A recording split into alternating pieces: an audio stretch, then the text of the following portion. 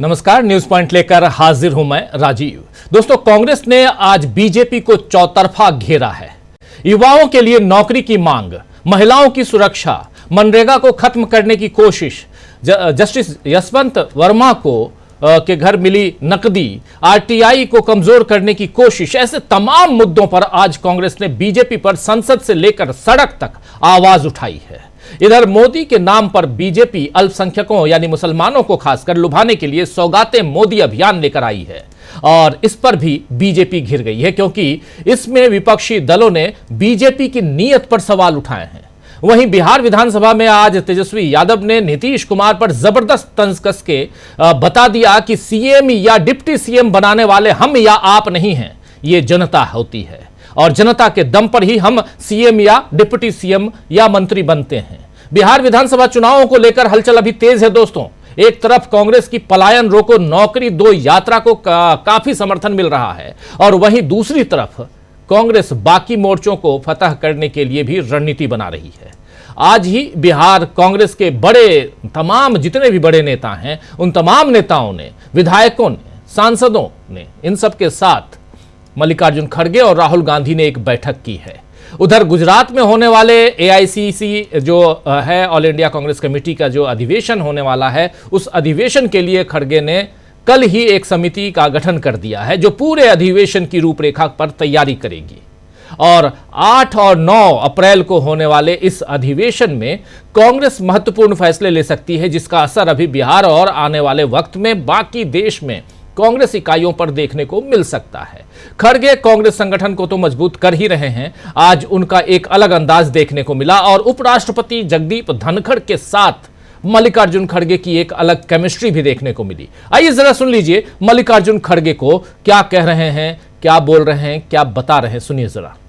Census publish नहीं होने की वजह से 2021 तो नहीं होने की वजह से करोड़ों लोग, गरीब, दलित, पिछड़े, एसटीज, इनको अनाज नहीं मिल रहा है। अब आप कह रहे हैं कि ये स्टेट का काम है, इन्हों करना चाहिए, मेरा पोर्टफोलियो नहीं, ये कह रहे हैं और एक दूसरे को बोल रहे हैं। वो कह रहे हैं कि तुम कर्नाटक के हो, वहां करवाना चाहिए, वो भी कर्नाटक के हैं, वो करवाना चाहिए, कर्नाटक के हैं।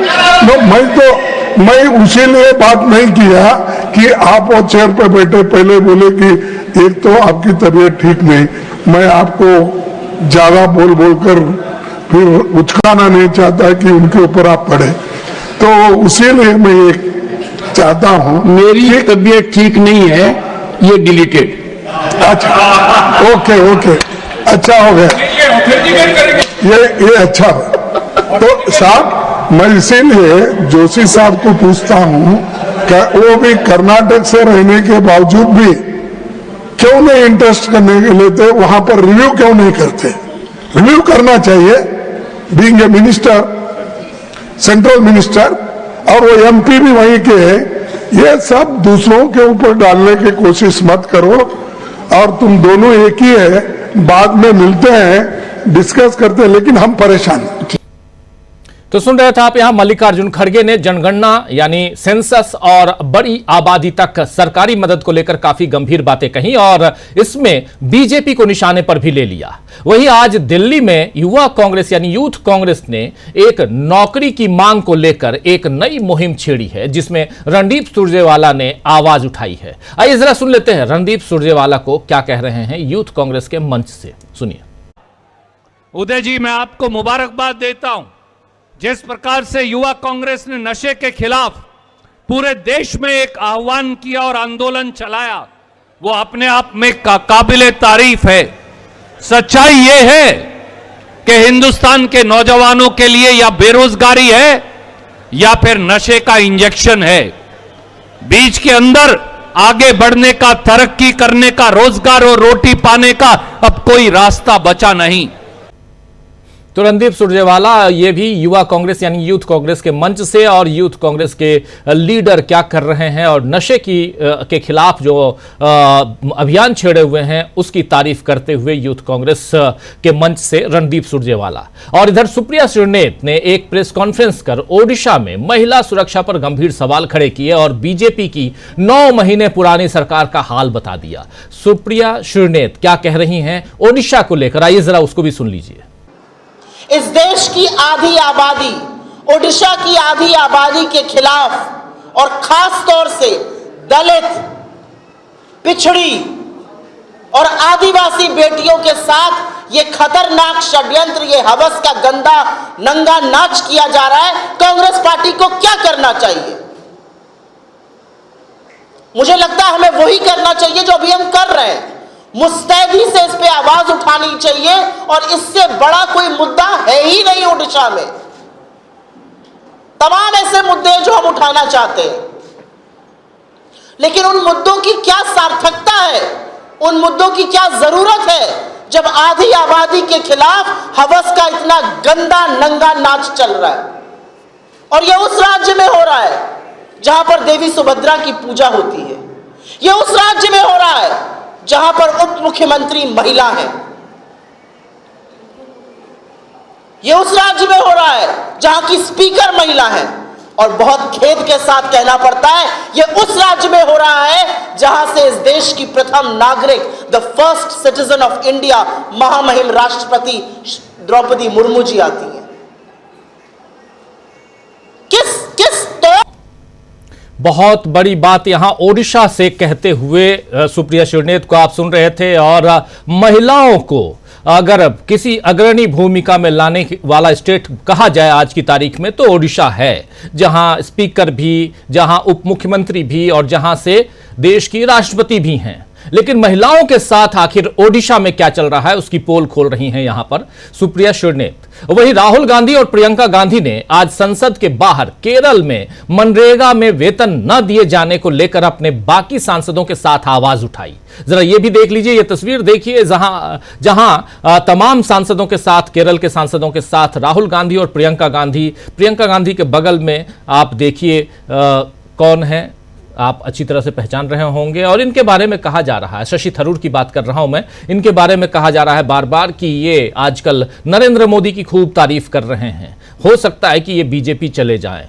लेकिन अभी तो इधर हैं और बड़ी ईमानदारी के साथ नजर आ रहे हैं। चलिए खैर, कौन कहां जाएगा कहां रहेगा ये ज्यादा इंपॉर्टेंट नहीं, इंपॉर्टेंट ये है कि यहां एकता दिखाई दे रही है। और मनरेगा में वेतन नहीं मिलने के कारण ये एक अभियान, और इस अभियान में राहुल और प्रियंका दोनों संसद भवन के बाहर प्रोटेस्ट करते हुए नजर आ रहे हैं। और इसके साथ ही आरटीआई कार्यकर्ताओं और कुछ वरिष्ठ पत्रकारों, समाज सेवियों, इन सब से भी राहुल गांधी ने मुलाकात की है आज। और जनहित में काम करने वाले अलग अलग तबकों के लोगों से राहुल गांधी मुलाकात करते ही रहते हैं, आप जानते हैं। और अब प्रियंका गांधी भी इसमें उनका साथ दे रही हैं। और इधर चलिए यहां से जरा उधर चलते हैं, पटना की तरफ, बिहार की तरफ। बिहार विधानसभा में आज तेजस्वी यादव ने नीतीश कुमार को जमकर घेरा है और इसमें बीजेपी के विधायकों से भी सवाल किए हैं। आइए जरा सुनते हैं कि नीतीश कुमार को जमकर घेरते घेरते तेजस्वी यादव ने आज क्या कहा है। हंसते हंसते बड़ी चोट दे गए हैं तेजस्वी यादव, सुनिए। बार बार मुख्यमंत्री कहते हैं कि हमने इसको बनाया, मतलब तेजस्वी को हमने बनाया उप मुख्यमंत्री। तो हम आपसे पूछना चाहते हैं 80 बड़ा होता है कि 43 बड़ा होता है? 43 बड़ा होता है कि 80 बड़ा होता है? 71 बड़ा होता है कि 81 बड़ा होता है? विजय सिन्हा जी और सम्राट चौधरी जी, आपकी बड़ी पार्टी है ना कि छोटी पार्टी है? आपकी बड़ी पार्टी की छोटी पार्टी है? अब हाँ या ना में बताइए। आपकी बड़ी पार्टी, आपकी पार्टी को बड़ी आपने बनाया कि सीएम ने बनाया? आपको डिप्टी सीएम मोदी जी ने बनाया कि मुख्यमंत्री जी ने बनाया? अरे मोदी जी ने सम्राट चौधरी जी बनाया कि नीतीश कुमार जी ने आपको डिप्टी सीएम बनाया? और हम लोग अगर समर्थन पत्र नहीं देते तो इनको गवर्नर बुला लेते क्या वोट लेने? हमारा अधिकार है। हाँ, तो हम बनाए। सृष्टि का सृष्टि की संरचना ही 2005 के बाद से हुई। नहीं रहेंगे तो दुनिया खत्म हो जाएगा। मुख्यमंत्री बोल रहे थे कि टेलीफोन, आईपैड, कंप्यूटर खत्म करो। अब बजट ही पेश कर रहे थे तो दिखाने के लिए आईपैड ला करके दिखा। गजब हाल है। हम लोगों की हैसियत नहीं है बनाने की, जनता मालिक बनाती है सबको। मुख्यमंत्री जी को पता होना चाहिए। तो सुन रहे थे आप अपने अंदाज में, यहाँ कुछ सिमिलैरिटी, रिजेम्बलेंस दिखाई देता है लालू प्रसाद यादव का, इनके पिता का, यहाँ पर जब ये अपनी बात रखते हैं, यानी तेजस्वी यादव अपनी बात रखते हैं। बीजेपी के सामने दोस्तों अभी एक चुनौती और भी है, और मामला है जस्टिस यशवंत वर्मा का। महाराष्ट्र में कुणाल कामरा का प्रकरण भी है, नागपुर की हिंसा के बाद का एक्शन भी है। ऐसे कई मुद्दे हैं जिन पर बीजेपी जवाब नहीं दे पा रही है। हालांकि अभी बीजेपी अल्पसंख्यक मोर्चा जो है, बीजेपी का जो अल्पसंख्यक मोर्चा है, उसने सौगाते मोदी अभियान लॉन्च कर ईद पर 32 लाख जरूरतमंद गरीब मुसलमानों तक पहुंचने की योजना बनाई है, जिसके जरिए मोदी के नंबर बढ़ाने की कोशिश है। लेकिन विपक्ष ने इस पर भी हमला किया है कि बिहार चुनाव को देखते हुए यह अभियान चलाया गया है, यानी मोदी की पोल हर तरफ से खुल रही है। और ऐसे में कांग्रेस का यह चौतरफा हमला क्या बीजेपी को और कमजोर बना रहा है? उधर बिहार में लालू प्रसाद यादव और तेजस्वी यादव का जो हमला है, वो भी क्या बीजेपी को और नीतीश कुमार को कमजोर बना रहा है?